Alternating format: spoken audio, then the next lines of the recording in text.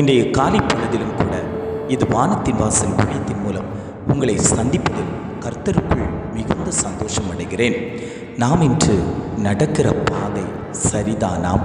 நம்முடைய கால் தள்ளாடாதபடிக்கு நாம் சரியான பாதையில்தான் நடக்கிறோமா? நமக்கு முன்பாக பல வழிகள் வைக்கப்பட்டிருக்கிறது. நன்மை தீமை வழிகளை அறிந்து அதன் மூலம் நாம் நடந்து கொள்கிறோமா? நம்முடைய காரியங்கள் தேவனுக்கு பிரியமானதாய் இருக்கிறதா என்று நாம் சிந்தித்து பார்ப்போமேயானால் அநேக நேரங்களில் நாம் தேவனுக்கு பிரியமில்லாத காரியங்களைத்தான் செய்து கொண்டிருக்கிறோம். பாவ வாழ்க்கை வாழுகிறோம். பாவமான காரியங்களில் ஈடுபடுகிறோம். பாவ பாதைகளில் நாம் நடந்து போய் கொண்டிருக்கிறோம்.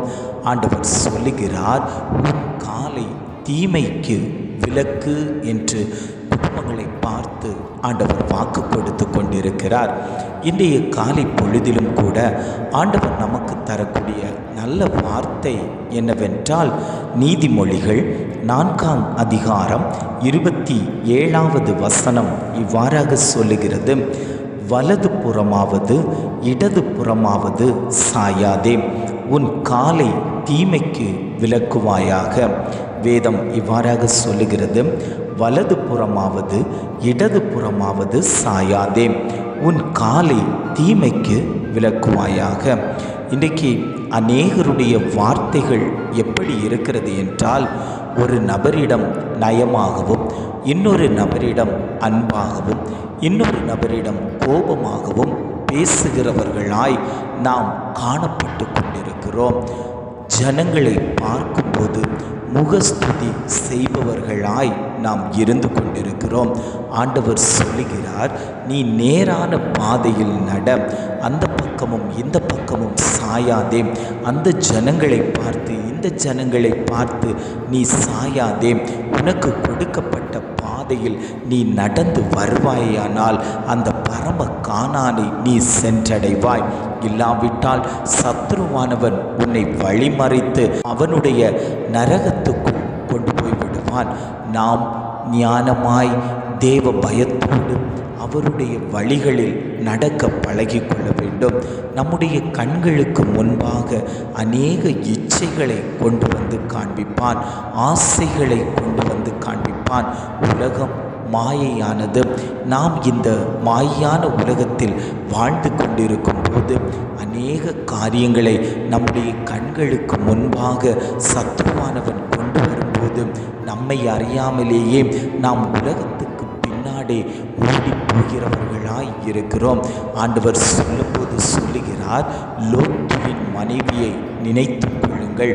அவள் உலகத்துக்காக தன்னை பின்னிட்டு பார்த்தபோது அவள் உப்புத்தூணானாள் என்று வேதம் சொல்லுகிறது. இன்றைக்கு அநேகருடைய வாழ்க்கையும் அவ்வாறாகத்தான் இருந்து கொண்டிருக்கிறது. தேவனை அறிகிற வார்த்தையை கேட்டாலும் அநேகருடைய இருதயம் கொழுந்து விட்டு எரிவதில்லை. அவர்கள் மன இறுக்கத்துடன் காணப்படுகிறார்கள். நோவாவின் காலத்தில் அவன் ஜனங்களுக்காக பிரசங்கம் பண்ணி கொண்டிருந்தான். ஜலம் வரப்போகிறது, நீங்கள் உங்கள் வழிகளை ஸ்திரப்படுத்திக் கொள்ளுங்கள், பாவ வழிகளுக்குள் போகாதீங்கள், கர்த்தர் நமக்கு கொடுத்திருக்கக்கூடிய கற்பனைகளின்படி நடவுங்கள் என்று அவன் பலமுறை பிரசங்கம் பண்ணினாலும் அவனுடைய வார்த்தையை ஏளனமாய் பார்த்தார்கள், சிரித்தார்கள், கேலி செய்தார்கள். நாள் ஒன்று வந்தது, ஜலம் எழும்பினது, அந்த ஜனங்களையெல்லாம் வாரிக்கொண்டு போனது.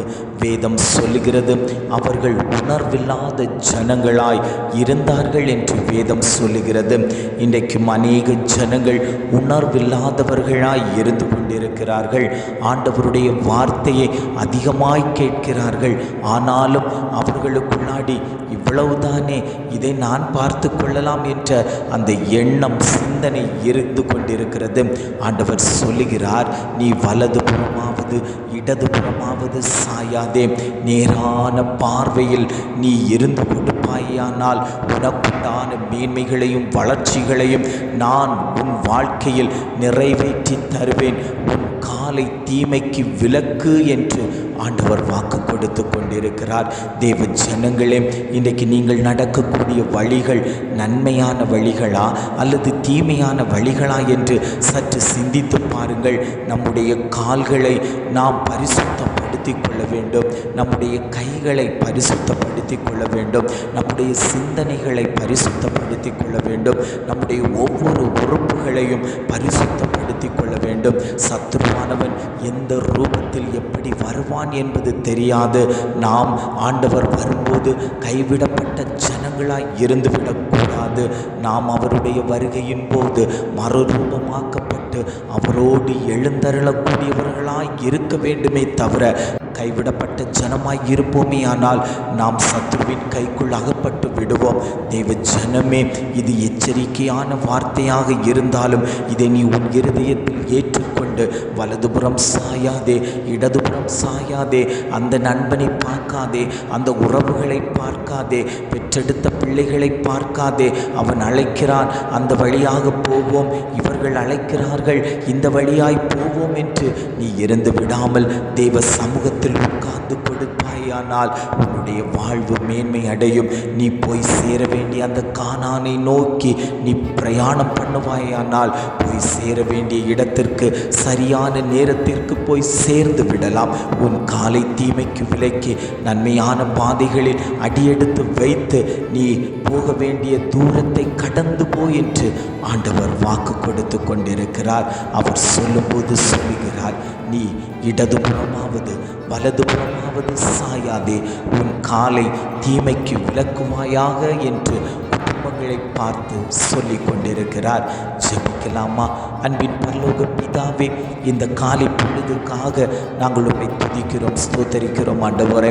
இந்த காலை பொழுதிலும் கூட ஆண்டவர் எங்களுக்கு தந்த நல்ல வார்த்தைக்காக நாங்கள் உம்மை துதிக்கிறோம், ஸ்தோத்தரிக்கிறோம் ஆண்டவரே. வலதுபுறமாவது இடதுபுறமாவது சாயாதே, உன் காலை தீமைக்கு விலக்குவாயாக என்று ஆண்டவர் நல்ல ஒரு வாக்குத்தத்தம் தந்தீங்க ஆண்டவரே. அந்த வாக்குத்தத்தத்தை பிடித்து கொண்டு நாங்கள் ஜெபிக்கிறோம் ஆண்டவரே. எங்களுடைய வாயிலிருந்து தாறுமாறான வார்த்தைகள் வரக்கூடாது ஆண்டவரே. எங்கள் உதடுகளுக்கு காவல் வைங்கப்பா. எங்கள் கால் நடையை சீர்தூக்கி பாரும். உன் வழிகளில் எல்லாம் நிலைவரப்பட்டிருப்பதாக. வலதுபுறமாவது இடதுபுறமாவது சாயாதே, உன் காலை தீமைக்கு விலக்குவாயாக என்று எங்களுக்கு சொல்லி தந்து கொண்டிருக்கிறீரே ஆண்டவரே. இதை கேட்டுக்கொண்டிருக்கக்கூடிய ஒவ்வொரு ஜனங்களுடைய வாழ்க்கையிலேயும் ஆண்டவரே, நல்பாதையில் நடக்க இடதுபுறம் வலதுபுறம் சாயாமல் உண்மையை நோக்கி ஓடக்கூடியவர்களாய் அந்த ஜனங்களை தேவன் மாற்றும்படியாய் நாங்கள் ஜெபிக்கிறோம். எங்களை தாழ்த்தி தருகிறோம். துதி கன மகிமை எல்லாம் மக்கே செலுத்துகிறோம். மீட்பர் இயேசுவின் மூலம் ஜெபம் கேளும் நல்ல பிதாவே. ஆமேன், ஆமேன்.